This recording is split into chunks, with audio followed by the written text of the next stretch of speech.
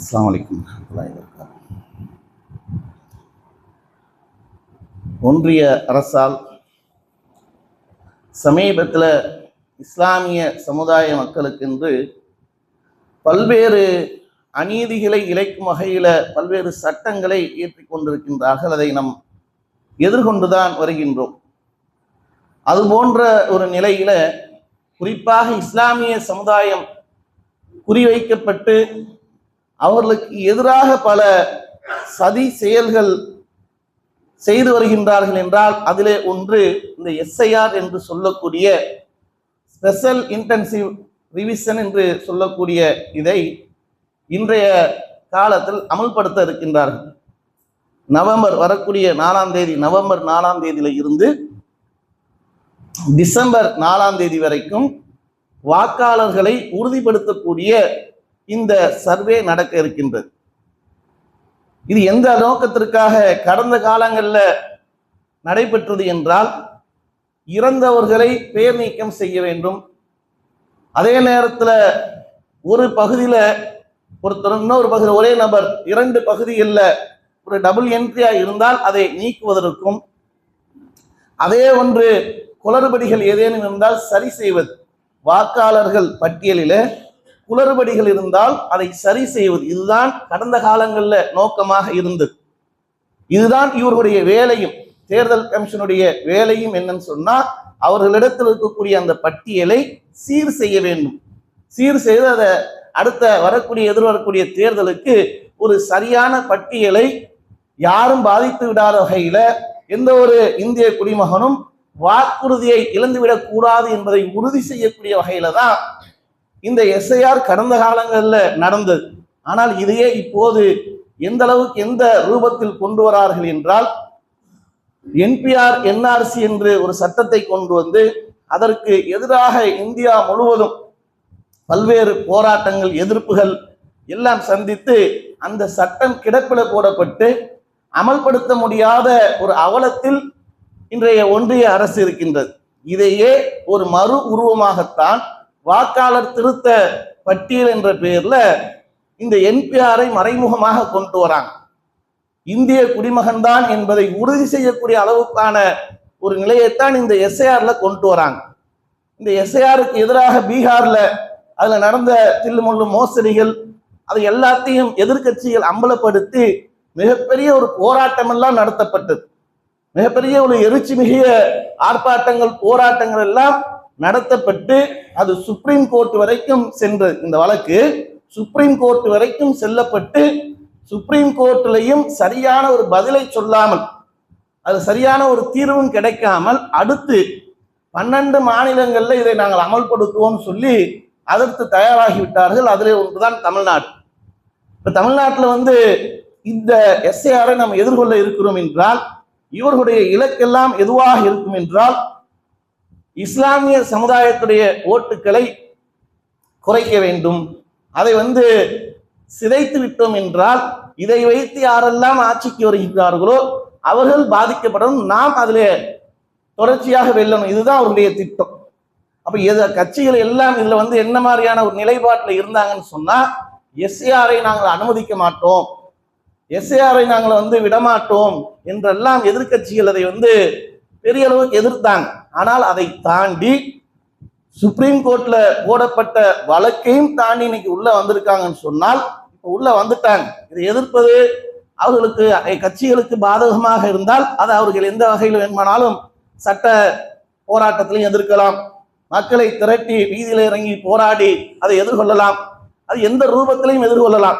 ஆனால் நம்மளிடத்தில் இருக்கக்கூடிய இன்றைய பார்வை எப்படி இருக்க வேண்டும் என்றால், இதை நம்ம புறக்கணிக்கிறோம், நாங்கள் இதை கடுமையாக எதிர்க்கிறோம், இதை அனுமதிக்க மாட்டோம் என்று இந்த நிலையில் நாம் எடுத்து விட்டோம் என்றால், அவன் இதுல வாக்காளர் திருத்த பட்டியலை மட்டும் கொண்டு வரல, இந்திய குடிமகன் தானா என்பதையும் உறுதிப்படுத்தக்கூடிய வகையில தான் இந்த திருத்த பட்டியலே கொண்டு வரான். அப்படி இருக்கும்போது இதுவும் ஒரு எதிர்கொள்ளக்கூடிய போராட்டத்தின் வடிவமாகத்தான் இஸ்லாமிய சமுதாயமாக இருக்கக்கூடிய நாம் இதை எதிர்கொள்ளணும். எப்படி எதிர்கொள்ளணும் சொன்னா, அவன் என்னென்னலாம் கேட்கிறானோ, எதையெல்லாம் கேட்டு அவன் உறுதிப்படுத்துன்னு சொல்றானோ அந்த வகையில் நம்மளிடத்தில் சான்றிதழ்களை தயார்படுத்தணும். ஒரு 12 ஆவணங்களை என்ன பண்றான்னு சொன்னா கேட்கிறான். அதுல பீகார்ல 11 ஆவணம் தான் கேட்டிருந்தான். அந்த பீகார்ல நடந்த பிரச்சனைக்கு பிறகு சுப்ரீம் கோர்ட்டுடைய அந்த வழிகாட்டுதல்ல ஆதார் கார்டையும் சேர்த்திருக்கான். ஆதார் கார்டை சேர்த்திருந்தால் கூட அது ஆதார் கார்டை மட்டும் காட்டினால் போதுமானது கிடையாது. அது வெறும் அடையாள சான்றிதழாக மட்டும்தான் எடுத்துக்கொள்வேன் என்பதாக அங்க சுப்ரீம் கோர்ட்டு கூட கெஞ்சத்தான் செஞ்சிருக்கு. அவனிடத்துல சொல்ல போனா அதுல உண்மை நிலவரம் என்னன்னு சொன்னா ஆர்டர்லாம் போடல. நீங்க ஆதார் கார்டை எடுத்துக்கிட்டா என்ன, அதை நீங்க ஆலோசிச்சா என்ன, இப்படித்தான் என்ன பண்றாங்கன்னா எடுத்துக்கொள்ளுங்க, எடுத்துக்கிட்டா என்ன, இப்படித்தான் கேட்கிறான். ஆதார் கார்டை எடுக்கணும், ஆதார் கார்டு இந்திய அரசால் கொடுக்கப்பட்ட அடையாள சான்று, நீங்கள் அனுமதிக்கணும்னு சட்டம் எல்லாம் போடல, ஆர்டர் எல்லாம் போடல. அங்க அவர்கள் போய் கெஞ்சக்கூடிய ஒரு சூழலை தான் பார்க்கிறோம். அப்படி இருக்கும்போது ஆதார் கார்டு என்பது ஒரு அடையாள சான்றிதழாக ஒருத்தர் இருக்கிற அப்துல்லா நீங்க அப்துல்லா தானே, ஓகே இப்படின்னு உறுதிப்படுத்துறதுக்கு தான் அந்த ஆதாரை தவிர உண்மையா நீங்கள் அந்த வாக்காளர் பட்டியலை இணைவதற்காக எடுத்துக்கொள்ளக்கூடிய சான்றிதழாக சொல்வது பிறப்பு சான்றிதழை ஒன்று சொல்றான். பிறப்பு சான்றிதழ் நம்ம இடத்துல இருக்குதுன்னு சொன்னா அதை நீங்கள் தயார்படுத்தி வைக்கணும். நவம்பர் 4ல இருந்து டிசம்பர் 4 1 மாசம்தான். இந்த 1 மாச காலத்துல எந்த அளவுக்கு இதை முடிப்பான் என்பது கேள்விக்குறிதான். அப்ப கேள்விக்குறியாக இருக்கக்கூடியதிலேயே நம்மளை நேராக சந்திக்கும் போது இல்ல ஏதாவது ஒரு கேம்பை போட்டு எந்த ரூட்ல வருவான்னு தெரியாது. ஏன்னா காலம் குறைவா இருக்கிறதுனால ஒரு இடத்துல கேம்பை போட்டு எல்லாம் வாங்கன்னு சொன்னாலும் சொல்லுவான். இல்ல வீடு வீடாக வருவதற்கும் வாய்ப்பு இருக்கு. அப்படி வருவதாக இருந்தால் அந்த நேரத்துல போய் நம்ம தூசியை தட்டி சர்டிபிகேட் எங்க இருக்கு, அந்த சான்றிதழ் எங்க, இந்த சான்றிதழ் எங்க, அதை தேர்றேன் இதை தேர்றேன், அது இல்லை இது இல்லைன்னு சொல்லி நம்ம அதை பதியாம விட்டு விட்டோம் என்றால் திரும்பவும் பதிவு செய்வது என்பது மிகப்பெரிய சாத்தியத்துக்கு குறைவுதான். ஏன்னா பீகார்ல தான் நடந்தது. 65 லட்சம் வாக்காளர்கள் நீக்கப்படுறாங்க. அதன் பிறகு சுப்ரீம் கோர்ட்ல பிரச்சனை போன பிறகு ஒரு 20ல இருந்து 25 லட்சம் பேர் சேர்த்திருக்கான். கிட்டத்தட்ட இது வரைக்கும் 40 லட்சம் வாக்காளர்கள் சேர்க்கப்படவே இல்லை. எனக்கு சேர்க்கப்படாத காரணம் என்னன்னா நம்மளிடத்து இந்த மாதிரி சான்றிதழ் ஒரு சமர்ப்பிக்காதுதான். ஏன்னா அவர்கள் எல்லாம் பங்களாதேஷ்ல இருந்து வந்தவங்க அப்படின்னு உறுதிப்படுத்தி அவன் வாக்காளர் பட்டியல் நீக்கியிருக்கான். அதையாவது சொல்லுங்க, அவங்க எல்லாம் 40 லட்சம் பேரும் அங்க பங்களாதேஷ்ல இருந்து ஊடுருவி வந்தாங்க அப்படின்னு அவனால சொல்ல முடிஞ்சாதானே? இல்ல, அவர்களிடத்தில் முறையான சான்றிதழ் இல்ல, அதை சரியா அவர்கள் எதிர்கொண்டு பதிவு செய்யல, அதனால் பாதிக்கப்பட்டு இருக்கிறாங்க. அப்படிப்பட்ட ஒரு சூழல் நமக்கு விடக்கூடாது. நாம் இதை எதிர்கொள்வதை இது போராட்டம் தான். இதுவே என்ன போராட்டம் முடியும் சொன்னா நான் பதிவு செய்து நான் உறுதி செய்வேன் தான் நம்மளுடைய போராட்டமாக இருக்கும். அதுல தயாராக இருக்கணும். அதுல பிறப்பு சான்றிதழை கேட்கிறான். பர்த் சர்டிபிகேட் அவசியமாக இருக்கணும். அதே மாதிரி பாஸ்போர்ட் கண்டிப்பாக இருக்கணும். கல்வி சான்றிதழ் ஒன்று மெட்ரிகுலேஷன் ஹையர் செகண்டரி ஸ்கூல் மூலமாக வழங்கப்பட்ட சர்டிபிகேட் இருக்கணும். அரசு பொதுத்துறையில் அல்லது ஓய்வூதியத்துக்கு வழங்கப்படக்கூடிய அந்த சான்றிதழ் அட்டை இருக்கும்ல, கார்டு, அது நமக்கு பெரும்பான்மையா இருக்காது. நம்ம மக்கள் எங்க அரசுல வேலை செய்யறாங்க, அதுக்கு தான் போராடிக்கிட்டு இருக்கிறோம். அது நம்மளிடத்துல இருக்காது. நிரந்தர வரிப்பிட சான்றிதழ்னு சொல்லி ரெசிடென்டல் அட்ரஸை கேட்கிறான். அது பதிவு செய்து இருந்தால் இது இ சேவையில இலவா பண்ண முடியும். அப்படி வாய்ப்புள்ளவர்கள் நீங்க இதை உடனடியாக பதிவு செய்து ஒரு வாரத்துக்குள்ள பெற்றுக்கொள்ளலாம். இருப்பிட சான்றிதழ் வேணும்ன்றான். வன உரிமை சான்றிதழ் அது அங்க மலைவாழ் மக்களுக்காக சொல்லப்படக்கூடிய ஒன்று, அது நம்மளுக்கு பொருந்தாது. அதே மாதிரி குடும்ப பதிவேடுன்னு சொல்றான். இதுல அரசு அதிகாரிகளுக்கு ஒரு தெளிவற்ற ஒரு நிலையில் தான் குடும்ப பதிவேடு என்பது நாம் அறியப்பட்டது ரேஷன் கார்டு. ஆனா ரேஷன் கார்டை சொல்லல, ரேஷன் கார்டு ரிஜெக்ட்னு தான். குடும்ப அட்டைன்னு சொன்னால் அவர்கள் சொல்லக்கூடிய இந்த என்ஆர்சி நடந்து என்பிஆர் நடந்து அதன் மூலம் குடும்ப உறுப்பினர்களுக்காக ஒரு கார்டு வழங்கப்படும், அதுதான். அது இங்க நடைமுறையில இல்லை, அதனால அதை நீங்க விட்டுருங்கன்ட்டாங்க. அதே மாதிரி அரசாங்கத்தால் வழங்கப்பட்ட வீடுகள் வழங்கியிருப்பாங்கல்ல இஸ்லாம் ஏரியாவுக்குள்ள, இல்ல அரசு சில பேருக்கு ஒதுக்கீடு பண்ணியிருப்பாங்க. நீங்க அரசு நாங்க உங்களுக்கு தரோம், இதை வசித்துக் கொள்ளுங்க அப்படின்னு சொல்லி ஒதுக்கீடு பண்ணிருப்பாங்கல்ல, அந்த மாதிரி வழங்கி இருந்தால் அந்த பத்திரம் அல்ல அதுக்குண்டான ரசீதுகள் இருந்தால் அது. அதே மாதிரி தேசிய குடியுரிமை என்ஆர்சி, அது என்ஆர்சி நம்ம தமிழகத்துல நடைபெறல. அதே மாதிரி இன்னொரு விஷயம் என்னன்னா 1987 அதற்கு முன்பாக நம்முடைய பெற்றோர்கள் யாராவது அஞ்சல் துறையில இல்ல வங்கிகள்ல அக்கௌண்ட் ஓபன் பண்ணி அந்த பாஸ்புக் இருந்தால் அது ஒரு ஆதாரமாக ஏற்றுக்கொள்வான். 1987க்கு முன்பாக இருக்கணும். அந்த இது இருந்தால், அதே மாதிரி அதுல வந்து எல்ஐசியில பாலிசி போட்டிருந்தால் அதுவும் ஏற்றுக்கொள்ளப்படும் சொல்லி சொல்றான். இது எல்லாமே இந்த மாதிரியான சான்றுகளை சொல்றான். இதுலயே இந்த அளவுக்கு இன்னொரு வழிமுறை இருக்குன்னு சொன்னா, தமிழகத்துல இதற்கு முன்பாக இதே எஸ்ஐஆர் நடந்திருக்கு. இந்த எஸ்ஐஆர் எப்போது நடந்து முடிஞ்சிருக்குன்னு சொன்னா 2002 வெளி மாவட்டங்களுக்கு 2002ல முடிச்சுட்டோம். சென்னை பகுதிகளில் 2005 இதே மாதிரி எஸ்ஐஆர் என்பது 2005 முடிஞ்சிருக்கு. இந்த 2002 2005 யார் வாக்காளர் பட்டியலில் இருந்தாங்களோ அவர்கள் எந்த ஆவணம் கொடுக்க தேவையில்லை. அவங்க பட்டியலை பார்ப்பாங்க. ஒரு ஃபார்ம், எமர்சன் ஒரு ஃபார்ம்னு சொல்லி ஒன்று இருக்கும். அந்த ஃபார்மை மட்டும் ஃபில் பண்ணி கொடுத்துட்டா போதும், உங்கள்கிட்ட எந்த ஆவணம் கேட்க மாட்டோம்.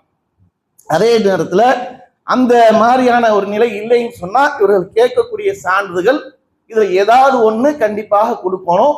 இந்த சான்றிதழ்கள் அனைத்தையுமே உங்க வீட்டுல வச்சிருந்தீங்கன்னு சொன்னா அதை பாதுகாத்திருக்கக்கூடிய இதுல என்னென்ன சான்றிதழ் இருக்கும், ஒண்ணுதானே கேட்டிருக்கான் நம்ம ஒன்னு எடுத்து வச்சிருக்கோம் அப்படின்ட்டு இல்லை. சொல்லப்பட்ட இந்த பட்டியல்ல என்னென்ன சான்றிதழ்கள் எல்லாம் உங்களிடத்தில் இருக்கோ அனைத்தையுமே நீங்க ஒரு ஜெராக்ஸ் எடுத்து தயார்படுத்தி வச்சுக்கோங்க. எப்போது வருவார்கள் என்பது தெரியாது. அதே நேரத்துல வந்த நேரத்துல நம்ம தேடிக்கிட்டு இருந்தா நம்ம தவற விட்டுட்டோம்னு சொன்னா டைம் இருக்கு. அடுத்த ஒரு டிசம்பருக்கு பிறகு திரும்பவும் ஒரு பட்டியலை பார்ப்பான். அப்படி பார்க்கக்கூடிய நேரத்திலே நம்ம கொடுத்திருக்கக்கூடிய சான்றுகளை எல்லாம் சரி பார்க்கக்கூடிய ஒன்று இருக்கு. அதுவே என்ன கேள்வியை கேட்க போறான்னு தெரியாது. நம்ம சமுதாய மக்களுடைய வாக்குகளை குறைக்கணும்னு நினைச்சா நம்மளிடத்துல அவன் என்ன வேணுமானால் பல கேள்விகளை கேட்டு அந்த சான்றிதழ் இந்த சான்றிதழை அலக்கழிச்சு நீக்குவதற்கும் வாய்ப்புகள் இருக்கு. அதே நேரத்தில் சரியான முறையில இதை நம்ம தயார்படுத்தி கொடுத்துட்டோம் என்றால் இந்த வடிவத்தில் அவன் வரக்கூடியதை நம்மளைத்தான் அவன் டார்கெட் பண்ணி வைத்துக்கிட்டு வரான். அதே நேரத்தில் இதுல போய் அச்சப்பட வேண்டியும் அவசியம் இல்லை. பீகார்ல நடந்த போன்ற ஒரு நிலை நடக்கும் அப்படின்றது ஒரு இல்லை. நம்ம ஜமாத்தின் சார்பாகவும் அரசு கட்சி சார்பாக என்ன பண்ணியிருக்கோம், பல அதிக எம்பிகளையும் எம்எல்ஏகளையும் சந்திச்சிருக்கிறோம். இதே நேரத்தில் அதிகாரிகளையும் போய் சந்திச்சிருக்கிறோம். சந்திச்சதுல நீங்க எந்த ஒரு பயப்படாதீங்க, மக்களுக்கு அதை இலகுவான முறையில வழியாய் காட்டி விடுங்க. நாங்கள் வந்தோம் என்றால் அவர்களுக்கான ஒரு ஒரு பிளெக்சிபிளாக ஒரு ஃப்ரெண்ட்ஷிப்பாக தான் நடந்துக்குவோம். ரொம்ப கடும்போக்கு என்பது இங்கே இருக்காது. அவருக்கு நம்ம கேட்கக்கூடிய சான்றிதழ்ல நம்ம பட்டியலிட்டு இருக்குமே, இதுல எது அவர்கள்ட்ட இருக்குதோ அதை எல்லாத்தையும் தயார்படுத்தி வச்சுக்க சொல்லுங்க அப்படின்னு சொல்லி இருக்கிறாங்க. அதே நேரத்துல ரொம்ப அச்சப்பட வேண்டும் இல்லை, அதே மாதிரி அலட்சியம் இருந்துடக்கூடாது. என்ன வாக்காளர் பட்டியல் தானே, அது பரவாயில்ல அப்படின்னு சொல்லி நம்ம இருந்துடக்கூடாது. இதுக்குன்னா எவனுக்கு ஓட்டு போட்டு நம்ம என்ன பலன் இருக்கு, இவனுக்கு ஓட்டு போட்டு என்ன பலன், அவனுக்கு ஓட்டு போட்டு என்ன பலன், இல்லைன்னா போயிட்டு போகுது இப்படின்னு இருக்கக்கூடாது. அவன் இதை கொண்டு வர்றதுக்கு காரணமே நீங்கள் இந்திய குடிமகனா என்பதை உறுதி செய்யும் அளவுக்கு இதை மறைமுகமாக கொண்டு வரா. நாம் இதை உறுதி செய்து நமக்கான அந்த உரிமையை இதன் மூலமாக பாதுகாக்கணும். அப்படி பாதுகாக்கக்கூடிய நிலை நம் சமுதாயம் எந்த ஒரு பாதிப்பும் அடைந்துவிடக் கூடாது என்பதற்காக பிரார்த்தனை செய்யுங்க. அல்லாஹ் நம்மளுக்கு போதுமான. அஸ்ஸலாமு அலைக்கும்.